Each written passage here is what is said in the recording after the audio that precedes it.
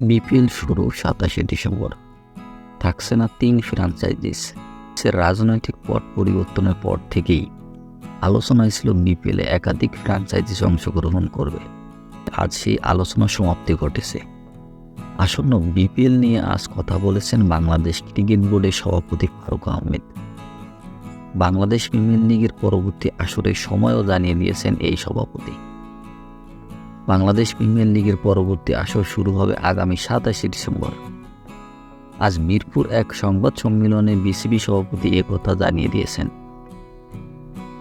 বিপিএলের তারিখ ঘোষণা করতে গিয়ে ফারুক আহমেদ বললেন, বিপিএল নিয়ে আলোচনা করেছি এবং আমাদের একটা কনফার্ম হয়েছি।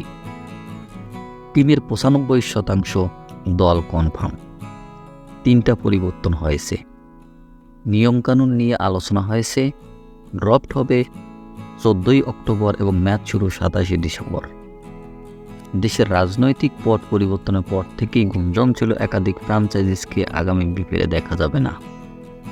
অবশেষে তাই হয়েছে। আসন্ন বিপিএল দলের মালিকানা থাকছে না আগের বিপিএলে ৩ ফ্র্যাঞ্চাইজিস। এই ৩টা দল হচ্ছে কুমিল্লা ভিক্টোরিয়ান্স, দুর্দান্ত ঢাকা ও চট্টগ্রাম চ্যালেঞ্জার্স। বিপিএলে থাকছে না জানিয়েছে বিসিবি সভাপতি। আমি ফ্র্যাঞ্চাইজিদের ইন্টারভিউ করেছি, যারা আসতে চায় এদের মধ্যে ঢাকার নবাব নামে হয়তো আসতে চায়, এখনও শিওর না, তবে আমরা খুব তাড়াতাড়ি এ বিষয়ে আপনাদের জানাতে পারবো।